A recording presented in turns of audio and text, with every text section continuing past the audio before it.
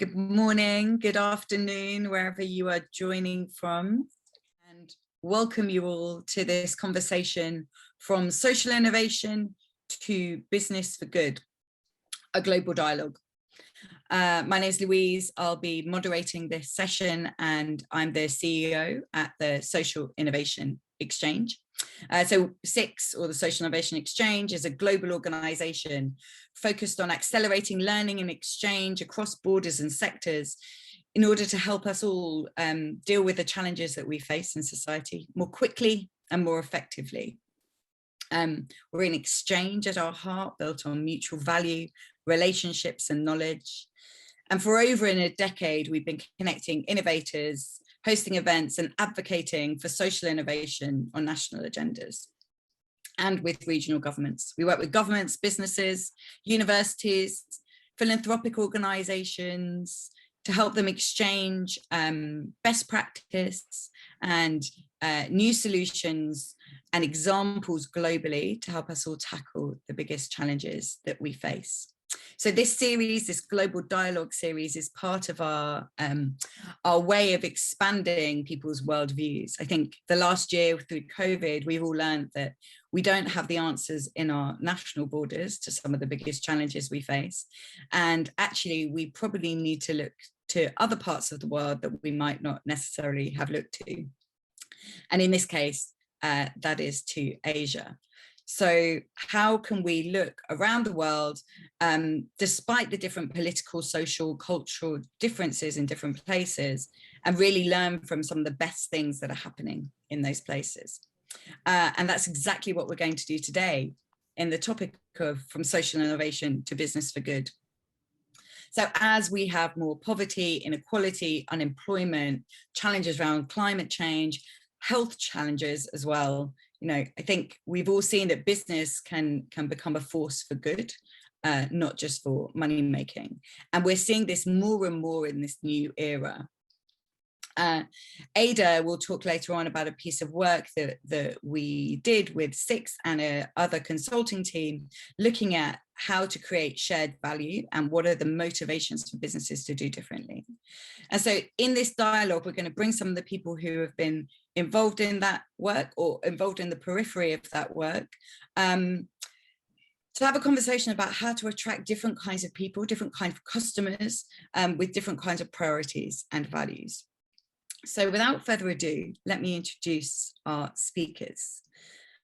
Firstly, David Young from Green Monday in Hong Kong. Welcome, David. So wonderful to have you here with us. So David will speak to us in a moment and share the story of Green Monday, the organization that he is founder and CEO of. Green Monday is a multifaceted social venture with the mission to take on the world's most pressing crisis of the world around climate change, food, insecurity, and public health. Our next speaker is Marcello Palazzi, who is based in Amsterdam, or the Netherlands, at least at the moment. Good morning, Marcello. Hello, Louise. Good morning, everybody. See you. Lovely to see you. Marcello is an impact entrepreneur, an economist with 35 years of global experience, focused on better economies, enterprises, entrepreneurs for good. He's now founder or co-founder of Now Partners, and is co-founder of B-Lab Global Accelerator and B-Lab Europe. So Marcello, lovely to have you here. Marcello is also a board member of SIX. Another fellow board member of SIX is Ada Wong. Good afternoon, Ada. Thanks for joining us in Hong Kong. So Ada is founder of Make a Difference Initiative. It's a platform to nurture and support the next generation of innovation leaders. She's also founder of the Hong Kong Institute of Contemporary Culture and more recently founder of the Good Lab, which is a social innovation hub based in Hong Kong. So without further ado, can I hand over to David, please? David, can you tell us the incredible story of Green Monday for people who don't know it, and for people who do know it, tell us really how it all happened for you. Well, first of all, thank you for the invitation. Well, the story of Green Monday, I mean, it has been a miraculous journey. I'm just very humble and very grateful that this ambitious dream that we had, that we start with, now is becoming more and more of a reality. Personally, I've been a plant-based eater for 20 years, since 2001. At the beginning, it was just out of compassion for animals. But not long after, I realized about the correlation between our food choice and global sustainability, namely climate change, food insecurity, public health, land use, water consumption, you name them. Actually, any green and sustainability issues of the world is either directly or indirectly linked to food or our food choice. And because our population is now exploding to 8 billion and very soon 10 billion, actually the planet is running out of resources to sustain all of us. And that's the reason why the last 20, 30 years, a lot of the changes in the industrial farming practices have gone unnoticed. People do not realize it. But the fish we eat today, the chicken, the beef, the pork, the milk we drink or eat today is not the same as what they were 20, 30, 50 years ago. So that was a big enlightening moment for me when I read all these from the United Nations, particularly the fact that livestock farming actually produce more carbon and greenhouse gas than all transportation combined. So when we talk about green cars, renewable energy, actually meat consumption or meat reduction is equally impactful or arguably even more impactful.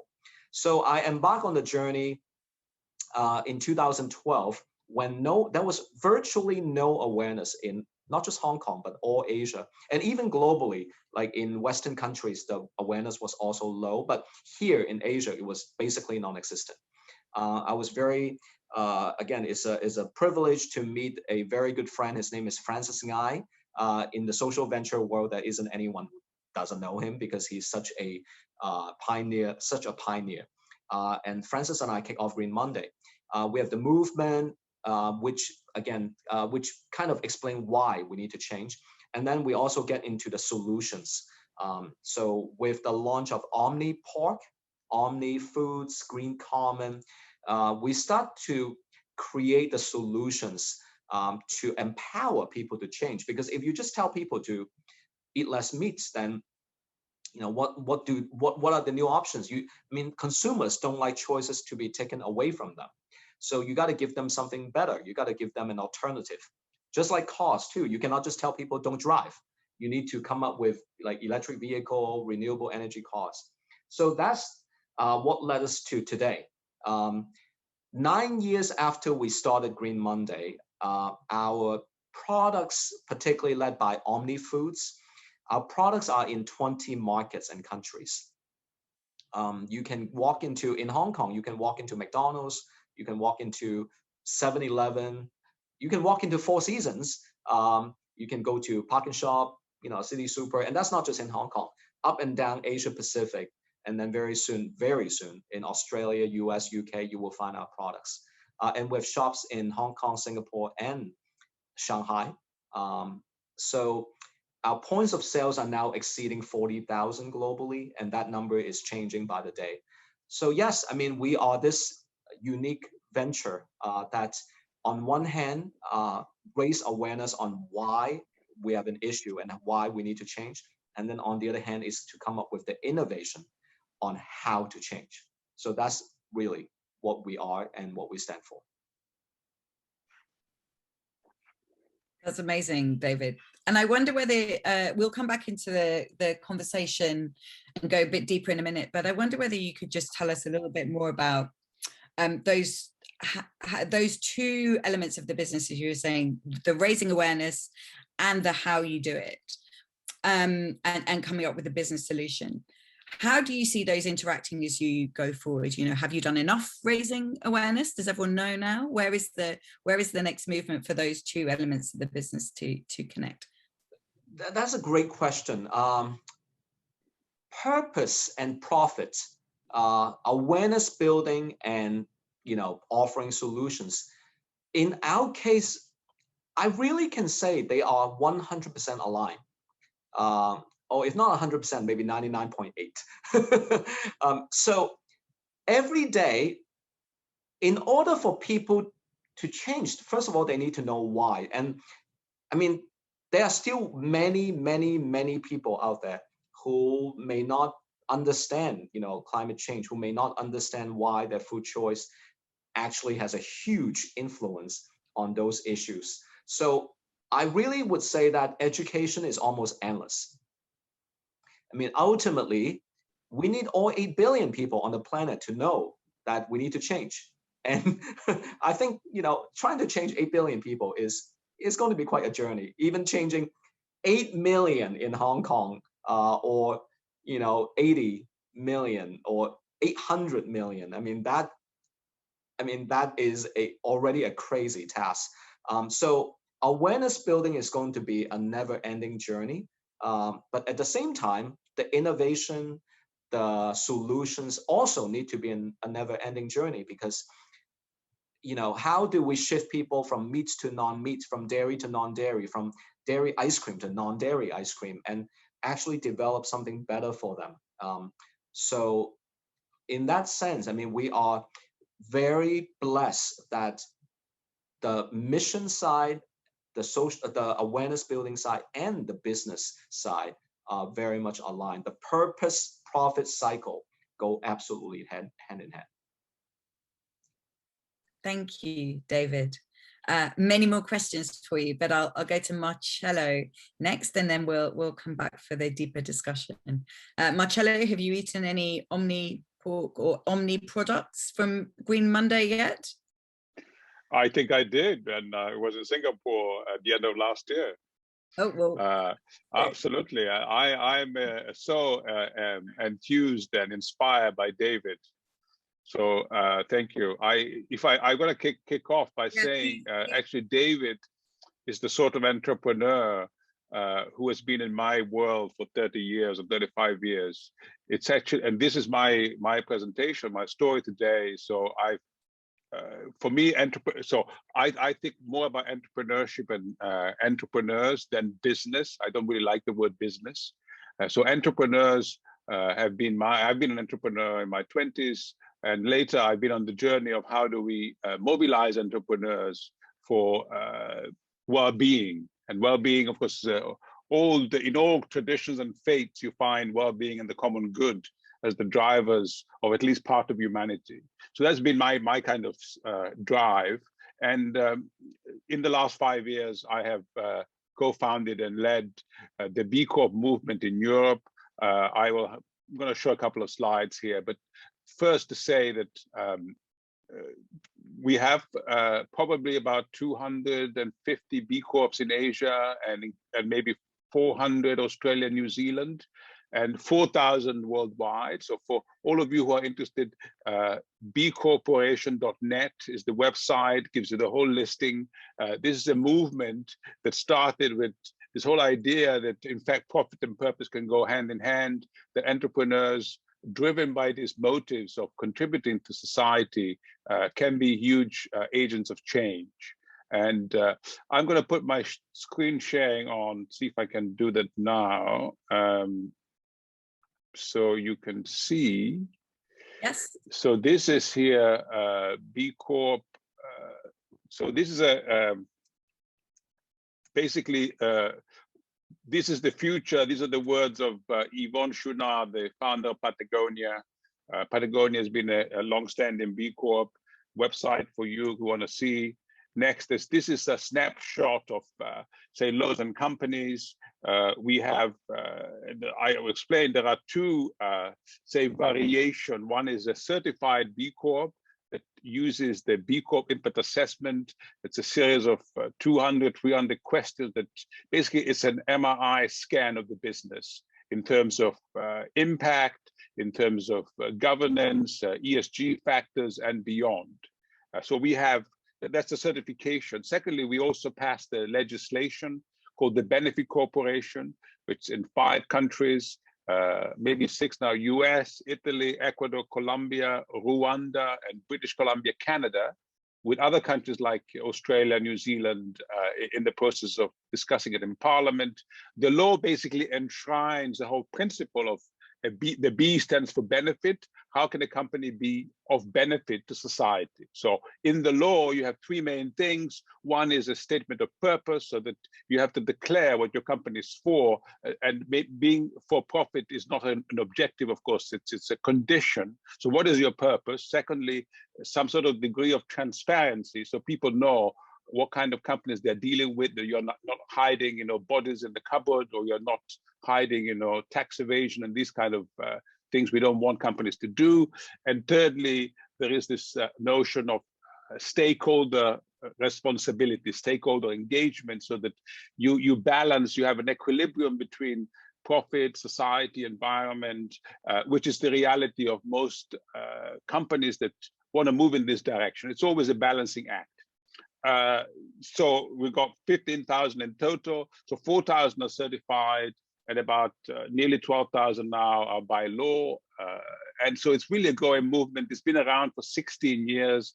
I started in Europe 5 years ago. We now have about 1,100 B Corps in Europe, with a very, very substantial number in the UK too.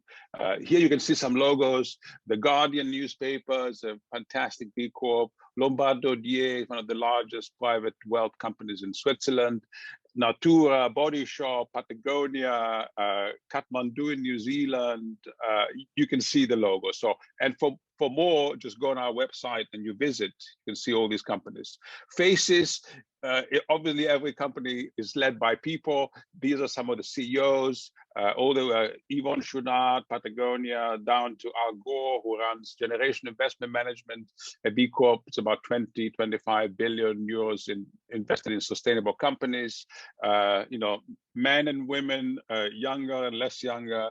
I think about half the B Corps are really young companies, so startups, scale-ups. And in the last 2 or 3 years, we have seen Unilever, Danone, NG, other big multinationals coming on board. Basically, this is, you can see it yourself. It's about identity, what kind of a business you want to be. We see the B Corps really change the perception inside and outside of what kind of companies they are. It's a philosophy of combining profit and purpose, impact and wealth. It's a validation, excuse me. It's many companies want to be verified externally for saying who they are. I mean, like, you do seriously take these questions of social governance, environmental, impact on the world. It's a measurement system, it's an insurance system. It really, for family businesses particularly, it ensures that the next CEO or the next management is not going to destroy your company or create liabilities, because it's really very strong DNA that you build in the company. We find family businesses very interested in B Corp. And in Asia, of course, many companies are family businesses. It's a market, increasingly 15,000 companies, you can do business with each other. There is an intuitive kind of trust. If you know that you've gone through the process of, some companies take a year or two to become a B Corp, it's not so easy. We have 140,000 corporate users, and only about 5% have become B Corp. So it's quite tough, etc. Movement, engagement, learning. And this I won't show, but basically, don't just read the heading, the sort of the bold heading is about business value, brand value, book value, all together. And that is, in a longer session, I can tell you more. This is the assessment. You have to go through the various ESG plus. So it's about the impact business model, actually exactly what David was saying. It's about going much beyond being a good company. It's about the kind of impact you can create in society. I'll give you an example. In Bangladesh, which is in between, in a way, Middle East and Asia, we have a Danone Grameen joint venture. They produce fortified yogurt. So this is yogurt that is not just good yogurt. It also adds vitamins and minerals for children and mothers who otherwise wouldn't be able to afford it. It's also priced affordably. So this is a way our company and the product can actually add impact to what they do. This Patagonia, Danone, these are some stories of B Corps. Systemic solutions, a couple more slides. This is showing that, and it's actually going to the question that we have to, we have on our panel here, from social innovation to good business. the shift we want is systemic. So what David was talking about, dealing with climate, dealing with biodiversity, dealing with the issues that our kind of crowded world has created, needs systemic solutions. So B Corps on their own and any business on their own can't really meet all the solutions. You need to have, David was saying, you know, create awareness among societies and citizens. You have to have cities and municipalities be basically aligned in this direction we are going to create the kind of economy that is good for us as human beings in terms of our, you know, revenue generation, income, and of course for planet and people. So we see now a lot of supply chains. We see banks. I show you. Whoop, something happened there. But just go back to this one here. For example, we have a lot of investment funds, Silicon Valley, that are investing in B Corps. We have cities, B banks, B investors, and somewhere here we have cities. I think here that. This one here, many cities, and now even a country, actually, Scotland created a program called Scotland Can Be, where the government of Scotland is working with all the B Corps in using these impact measurements at the level of the economy as a whole.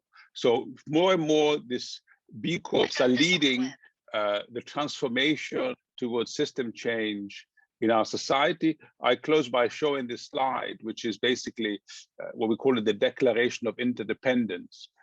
At the heart of the B Corp movement is the notion that we are all interdependent. Again, as David was saying, you know, if we buy a product, if we buy yogurt, if we buy obviously meat, there is a whole chain behind it. So we have to be very mindful about the interdependence of everything we do. So every dollar or euro we spend, we earn, or we save, or we invest has consequences. So I close by saying, this is, see, I've been on this journey for 30 years or plus, and I got very excited about B Corp because it's a very concrete way. It is no conferences are needed, no too much talking. It's just doing, basically. It's analyzing your company, seeing where we can have a positive impact according to the indicators that we have put together now 16 years in the actual testing and being used by so many companies around the world. So it creates, it gives the tools to any company in the world to say, yes, we are now, by the way, dealing with mining companies. We're dealing with very difficult sectors. And even a mining company can be actually a positive company for good.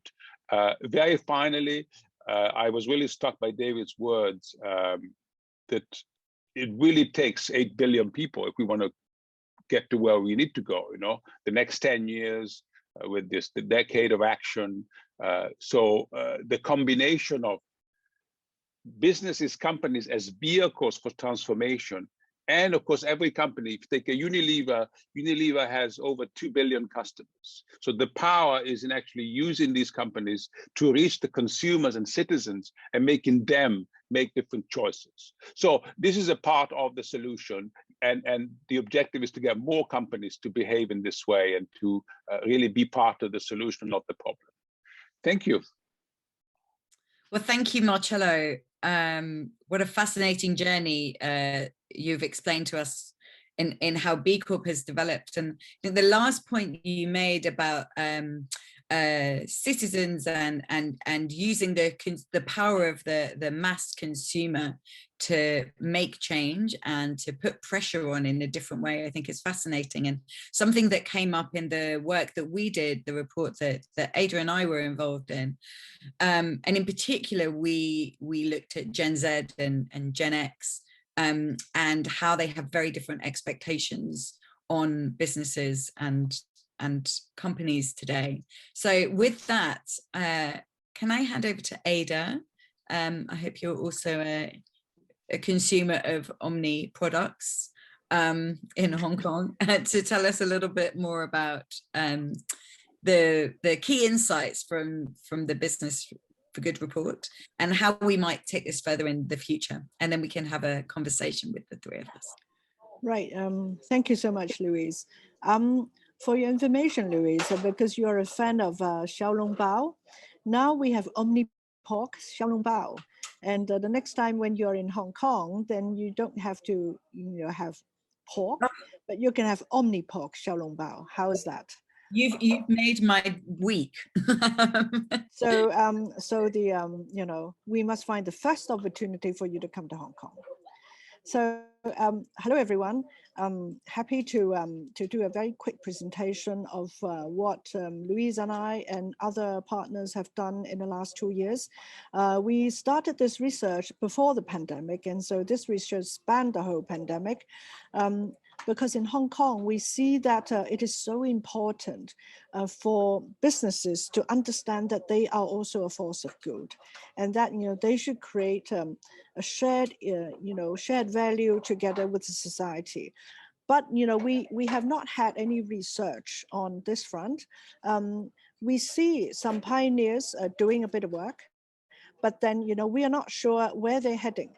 And so 2 years ago, with the support of the Hong Kong government's Social Innovation and Entrepreneurship Fund, we started this research, which is entitled Business for Good, Understanding the Motivations for Businesses to Create Shared Value. So if I can jump to, Marco, please jump to slide 5. What was the situation in Hong Kong back then look like? Most of the companies in Hong Kong, they embrace traditional CSR, which is very good. We in Hong Kong have a giving back mentality, but it is more related to reputation management than, to think bigger, to say, can I also solve global issues and global problems? So in Hong Kong, doing social good is widely perceived as poverty alleviation only. Now the listed companies have ESG compliance, but we are also not very much aware of UN SDGs because we're not a country, and so businesses think that UN SDGs are actually very far away from them. But we have extreme climate recently with our temperature, going up to 36 degrees just the day before yesterday. And so I think people are trying to understand now that the world is changing. In Hong Kong, a few companies have adopted the Business for Good agenda. So we would like to know more, in particular, how to drive a movement in the business community. We want more companies to be like the Green Monday Group. David Young, David, my friend David, has really done a good example to show the business sector, what a business for purpose looks like, how a business for purpose can create shared value with the community. So in this research, we interviewed stakeholders, different stakeholders like chambers of commerce in Hong Kong. We also identified 18 cases, companies which are international companies or local companies, to understand business for good motivations. Obviously, Marco and I also went to talk to David about this. We did a quantitative survey with 1,000 young people, Gen Y and Gen Z, to understand key considerations in consumption and employer choices. And then we have recommendations. So we have actually pasted the link to you in the chat. So so I won't go into the details, but let's look at this slide. The landscape of business for good, as told by 25 local stakeholders, include not a very hopeful picture, because the business stakeholders believe that there's not a precise definition of social values, and they are not sure whether there's leadership in Hong Kong, who can push this movement ahead, etc. And also, they're also thinking of the carrot and the stick. Can the Hong Kong Stock Exchange do a bit more to regulate listed companies so that they do more ESG? I do think, look, listening to Marcello and listening to David, I think the leaders are there, the examples are there. So it doesn't really need more regulations. But let's move ahead, the next slide, to see what the young people think. So Gen Y and Gen Z believe that business for good practices can address key business challenges, 7 in 10. We can also see that their consumption behavior have changed. And advertising is the least important in making consumption choices. And they also believe that 57 of the respondents in Hong Kong lags behind international companies in adopting business for good practices. But, you know, a quarter of Gen Z see themselves as important change agents. So, for example, in Hong Kong, you know, we have omnipork sandwiches at McDonald's, and the young people really like it. You know, my friends who are vegetarian, they really are so happy now that, you know, they have the opportunity to go into McDonald's and order something that they can eat. So you can see a behavior choice here and a consumption pattern change, which echoes this survey. Next slide, please. So here you see the different case studies that we have done. And we analyze the drivers behind, you know, their CSV adoption. One is business opportunities, number two is leadership, and the three is external influences and environmental influences. Obviously, the recommendations are important. So next slide.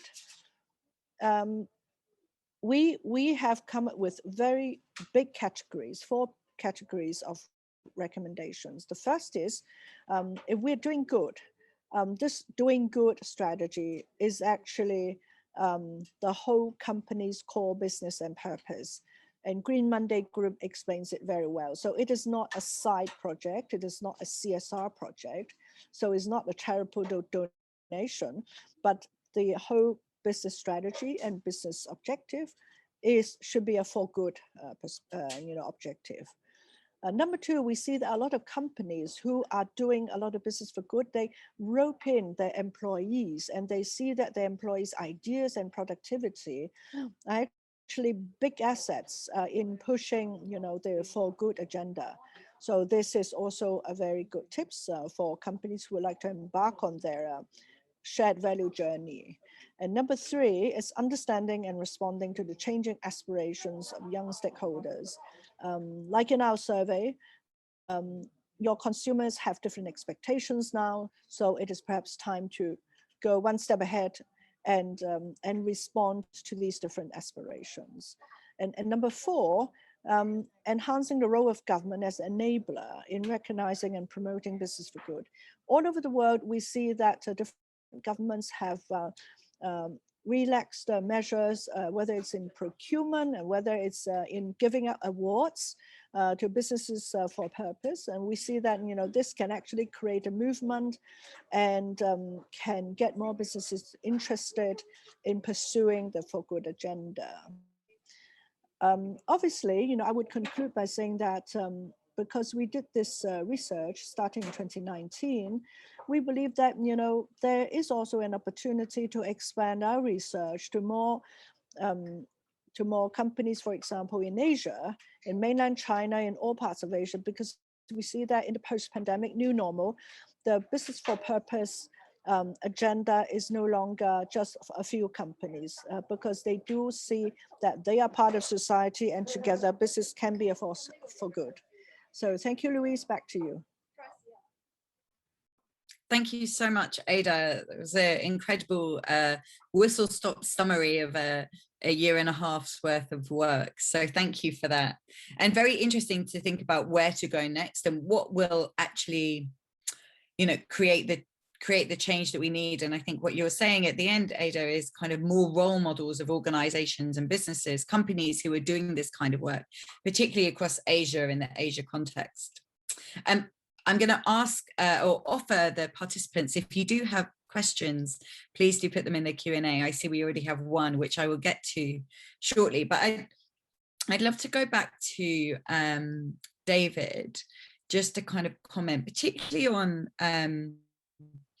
some of the things in the report that Ada mentioned, but you know, some of the drivers that we identified were the business opportunities, external influences, and also leadership. And it feels like Green Monday has got those things covered collectively. So I wonder, you know, what, as well as any kind of comments and thoughts you have on the report, you know, it looks quite easy on paper. so why are people not doing it more? What is making this change so hard? And what, from your experience, how do you do more influencing in the sector among your peers, not just among the citizens? Well, it always looks easy after you do it or after you have done it. But it is not. I mean, we are talking about changing people. We're talking about changing businesses. These are not the type of things that really happens overnight. Now, I guess part of it, particularly when it comes to consumers, right? We are not rational people. I mean, you can give them a lot of reasons why, they should not eat junk food. Why eating this? I mean, forget about even climate change, something that's so far away, right, to most people. I mean, I think most people should be concerned about their own health, and they know that there are a lot of food in this world that's, that are just junk food and they're bad for us. But we cannot get away from them. People are irrational. Consumers are irrational.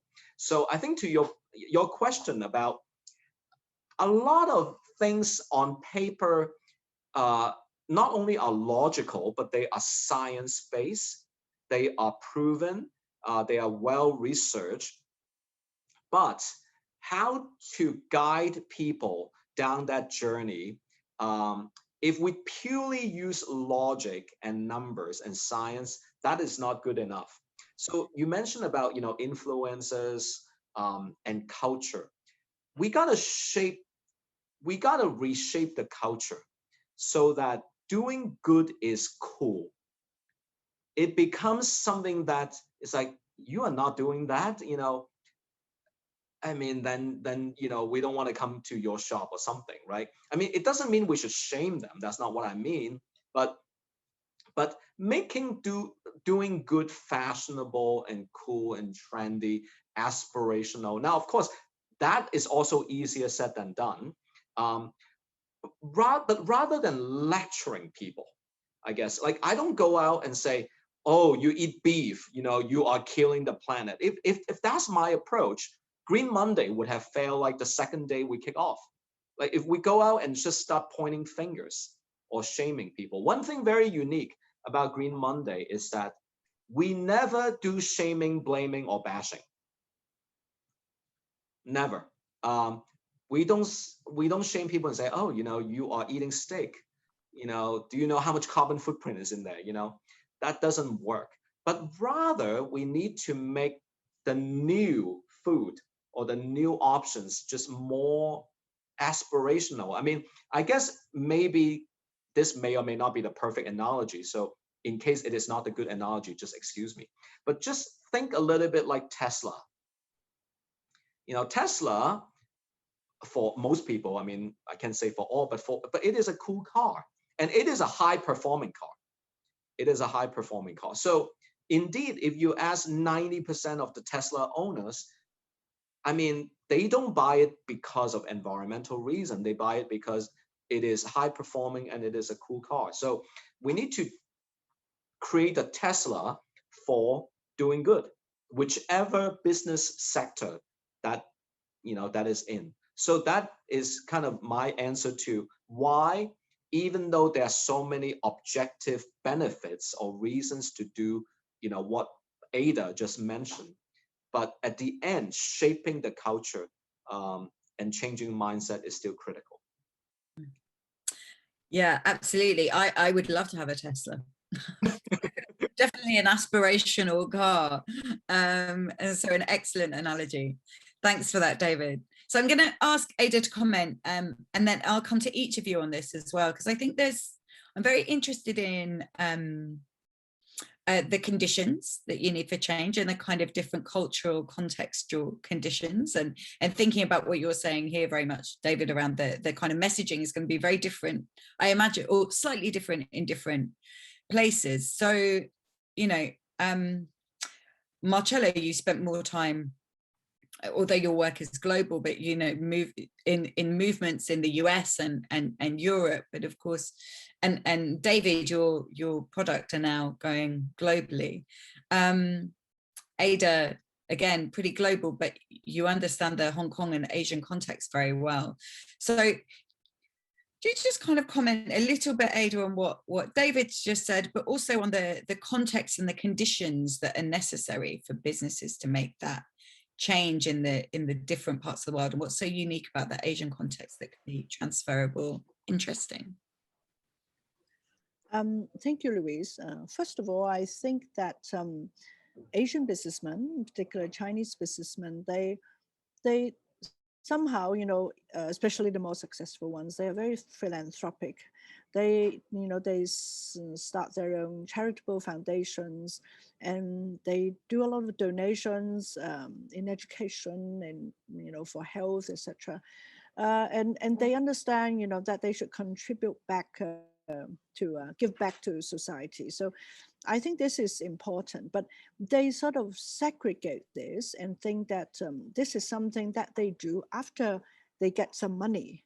But what we are driving at is that you can do this concurrently. So if you have a business strategy, that is a for good strategy.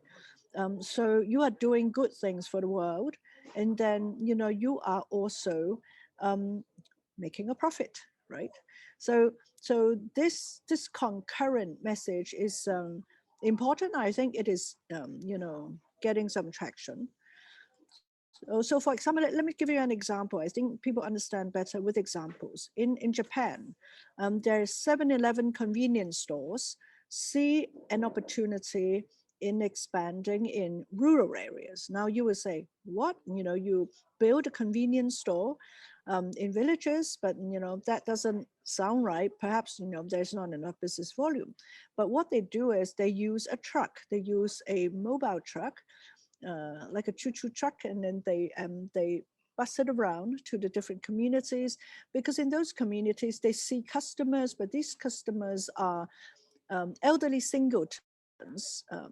Well, you understand, they live alone, and they don't really, they need food, they need the convenience store, but it is hard to them to travel into town to get the stuff they need.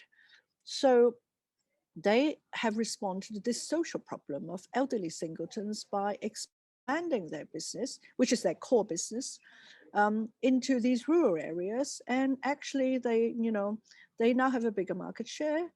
And this is not a loss-making kind of initiative. They're doing good. They are helping the elderly, but at the same time, they're expanding their market. So I think when this is explained, that people understand that it is not so difficult to do this. So the key, I think, is to have the leadership and the foresight to make this bold change, to understand that you can actually find your business objective and strategy together with for good measures. Thank you, Ada. I mean, I think, Marcello, to you, this is what you're trying to do, or what the B Corp movement is trying to do, is to integrate these things and kind of change the mindset around it. But I'm going to ask you a question that's actually come up in the Q&A, Marcello, which really links to that point, because I think someone, Duncan in the Q&A, was interested in the Hong Kong experience of creating cohesion with a push for sustainability at the same time. So David, hold that. I'll come back to you on that. But he also talked about the Swedish, possibly also the European experience, is that enterprise can sometimes be a bit confused when they're faced with so many different kind of frameworks and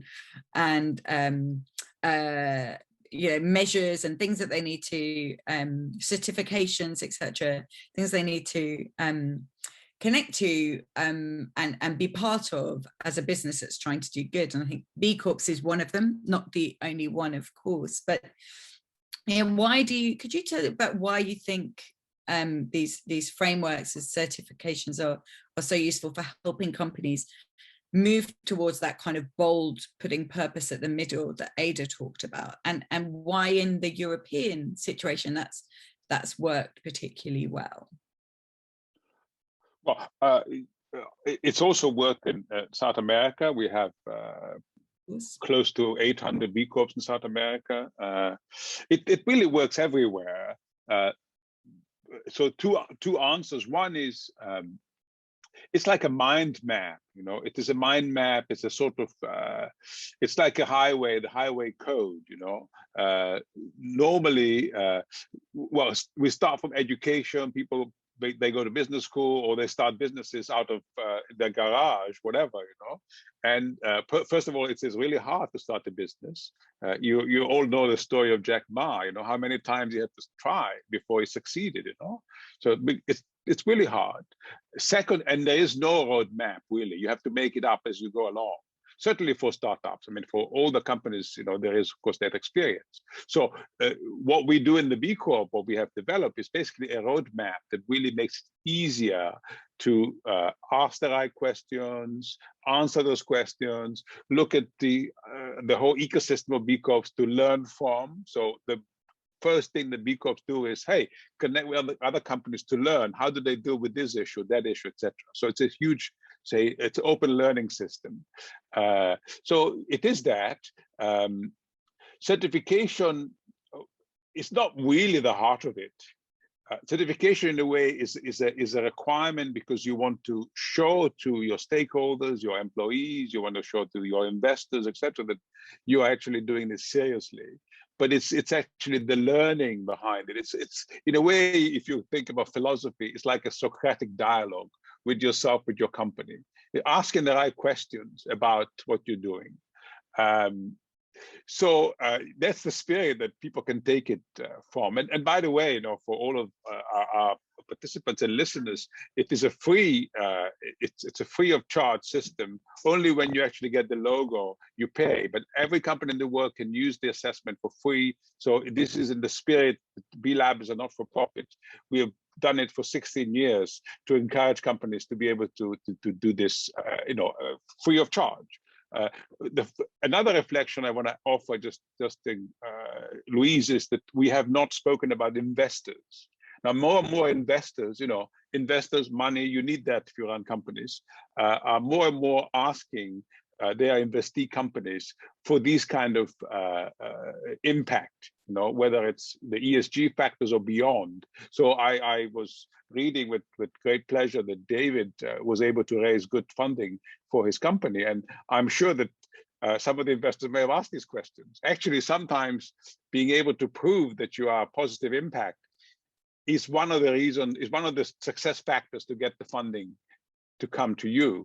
And as we speak now here in The Hague, there's a big going on with Shell. Investors are actually taking their money out of Shell and putting it on climate in clean tech companies. So this is also happening. That the negative side is that if you don't go more and more towards these sort of desirable objectives, being sustainable, being inclusive, being mindful of gender, diversity, you also run the risk that investors will not fund you anymore. So it's a combination of factors. It is really, it's an evolution of the system. So it's an evolutionary process, and I agree completely with the words of David and others. It's a cultural thing. Regulation is not what is important in regulation, and this is what we do, for example, with Scotland Can Be, is the public sector, particularly now with all the recovery funds, huge amounts of money that can go in their own direction. We don't need trillions to be spent on nuclear arms or military tanks, or coal companies. We need that money to be used in a way that is really mindful of the next 20, 30 years. So this is where the public sector, it becomes very important, that they can actually send signals to companies, to investors, to society. And it's quite easy, public sector to say, we do public procurement, we obviously want to buy clean buses and transport, and not, so it's really choices that we would like our governments to be able to make to lead to the system change. This is a great comment on systems change, Marcello, and how to collaborate with different parts of the system, public sector, citizens, governments, to create that kind of change. I'm going to go with that theme, actually. So I wonder two things, just in our final 8 minutes here. David, did you want to comment on that point about investors? And then that huge question that someone asked at the end, what do we learn about systems change? Because I think, connected to another question that someone asked, you started with a purpose of, thinking about society and the world. And so, had a different journey to attract investors in that way. Some of the businesses that Ada was talking about in the report that we did, and the people that we interviewed, was about how do you change existing mindsets and companies that are already for profit and get them thinking about this in a different way. So just wonder if you could comment on that and the big idea of how do we change these big systems. Easy comment, easy question. Well, first of all, in terms of investment, I must say the narrative of investors overall on a global level has changed dramatically the last couple of years, but particularly the last 12 months. It is very ironic that it takes like a global catastrophe like COVID to wake people up. But if there's any good coming out of it, is that one of that is investors are now taking ESG very seriously. I mean, you have CEOs of listed companies, major funds and investors around the world who are now pledging net zero, who are now really putting their power and resources behind ESG goals. So whether it's ESG or United Nations SDG, these are no longer just empty slogans or statements. They are becoming more and more action. And indeed, we need to put capital behind them. I mean, whatever ideas we have, not just my company, but any mission-driven people and entrepreneurs. At the end of the day, capital, of course, is necessary. We need capital to build. We need capital to innovate, to create, to do R&D. So that is a very encouraging sign. Nowadays, it is very hard that if you don't check that ESG box, whether you are currently already a listed company or a startup, it may be difficult to find. It may be more difficult to find investment. So that's point number one. Now, point number two about existing business versus cases like myself that we start from the mission and the purpose. Well, I mean, I think everything has its advantages and disadvantages. For us, we start from the purpose, but the road early days was really tough because we were small, we were tiny, and we were very much lacking in resources. Now, if you happen to be an established business or maybe even a conglomerate, then to deploy capital and to kick off initiative that are more social or mission or purpose driven, indeed, you may have more existing manpower and financial resources. So these are not mutually exclusive things, and no companies will have the identical path. But I do believe that if leadership really says that, let's innovate towards that direction within whatever industry they are in, there should be no reason that can stop someone or any companies to do that. Thank you, David.